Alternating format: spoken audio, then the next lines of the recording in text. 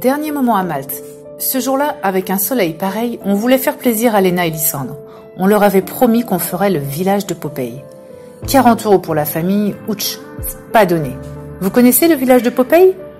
Alors, c'est parti. Le village de Popeye pour la comédie musicale qui a été tournée en 1980 ici.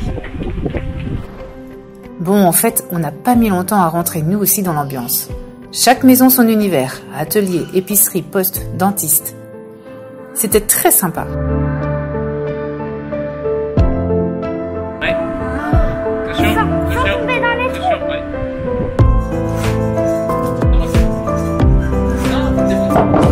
Et voilà. C'est bien?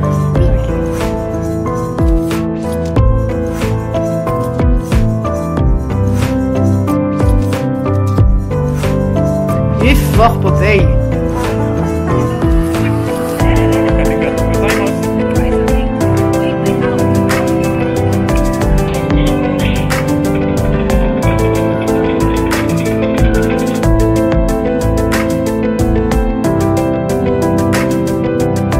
C'est quand même assez intéressant de voir les petites maisons dans lesquelles ont été tournées les scènes. Voilà, bon, les enfants connaissent pas, donc ils ont du mal encore à se dire que c'est ici que ça a été tourné. Mais là, on est justement en train de regarder une petite partie du film qui est retransmis derrière. Et c'est sympa pour les enfants. C'est bien. On va peut-être le regarder ce soir du coup. Et surtout, c'est un vrai musée à ciel ouvert. Sur le film, oui, mais aussi sur une époque qui amène plein d'autres questions du temps de nos aînés, notamment dans cette maison-ci. Un pot. C'était pour faire pipi. Dans le temps, ils faisaient pipi à côté de leur lit. Ouais. Alors, qu'est-ce qui te fait peur? Peut-être qu'il y a des méchants.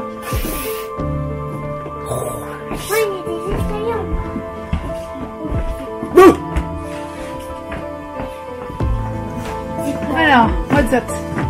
Bah là, c'est... Bah là, c'est rien, c'est une chambre. Mais je tape. En dessous. Mais non, c'est une statue, Lysandre. Mais oui, Lysandre Boule-Boule. C'est une statue.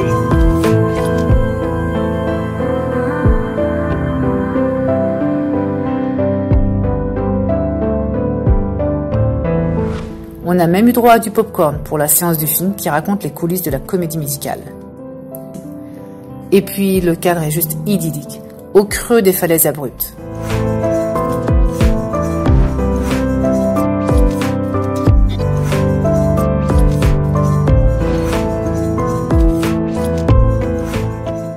Puis sur le retour, nous sommes passés devant une ville fortifiée. Tellement belle, impossible de ne pas aller y jeter un œil. El Mdina, la ville silencieuse. On est sous le charme. Bon là, ça nous rappelle clairement la citadelle de Gozo. Avec tous ces beaux murs. Ces toutes petites ruelles, couleur jaune, ocre. Super mignon. J'aime beaucoup. Beaucoup d'histoire. Très très beau.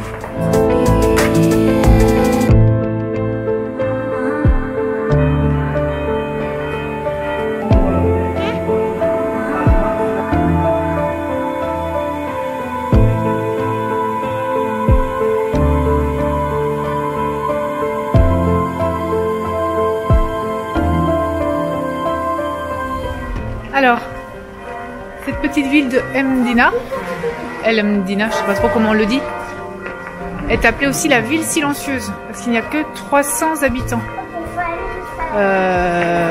300 habitants, mais ils n'ont pas compté le million de touristes.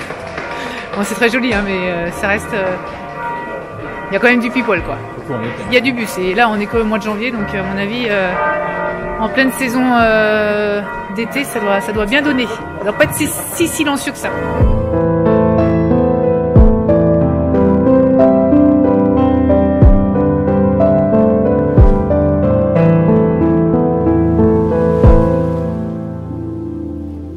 Bon, et puis enfin, on a eu une belle rencontre sur Malte. Une famille franco-chinoise installée sur la Valette depuis des années.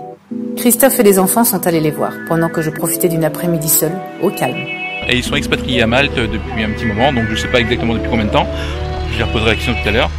Et donc ils ont un très bel appartement, donc juste en face, à quelques pas d'ici, avec vue sur le fort. Un bon moment d'échange avec Vianney et sa femme. C'est intéressant d'avoir l'avis des gens qui vivent sur place. Petite visite du toit de l'immeuble. Donc il y a vraiment des clubs, donc en gros ils prennent les pigeons et puis après ça ils vont les lâcher en Italie. Après ça ils vont les lâcher même beaucoup plus loin. Hein. Et pour faire quoi? En Ukraine, pour faire des courses de pigeons voyageurs. En gros ils les lâchent là-bas, ils partent en camion, ils les lâchent et automatiquement ils reviennent là. Ils reviennent ici. Toujours sympa ce genre de rencontre. Puis enfin, dernière journée visite. Cette fois-ci, nous voulions faire la côte ouest de l'île. Contrairement à la côte est très bétonnée, voici donc son opposé.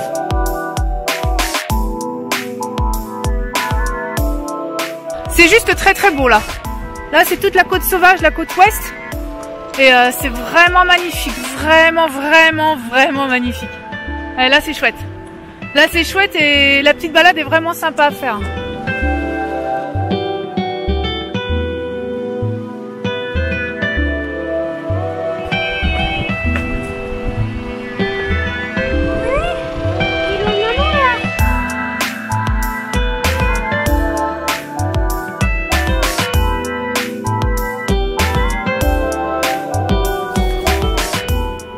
Alors aujourd'hui on est en balade et c'est le meilleur moment pour faire un petit point. Ça fait un mois maintenant que j'utilise le système de portage Ling Ling d'amour. C'est le préformé P4 standard. Voilà, bah moi écoutez, j'en suis plus que satisfaite. C'est parfait niveau des renforts aux épaules. Là ça fait quasiment 1 heure que je l'ai sur le dos, j'ai aucune pression dessus, donc c'est très bien. Les réglages sont faciles à faire, il y en a ici, il y en a au niveau de la ceinture, il y en a en dessous chaque bretelle, en dessous les bras, donc c'est quand même facile à régler même si on change de porteur. Donc voilà, j'en suis moi vraiment contente. Ça permet à Jonah de s'endormir dès qu'on est en excursion, en visite.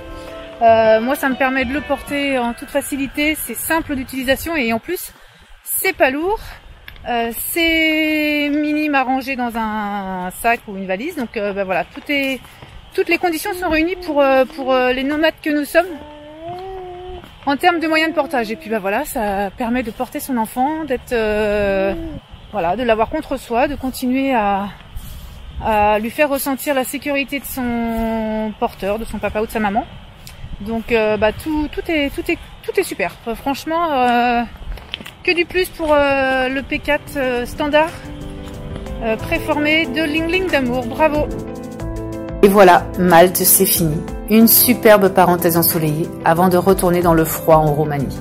Merci Rebecca de nous avoir reçus dans cet appart et merci à Vianney pour ses bons conseils. À très vite, peut-être sous la neige.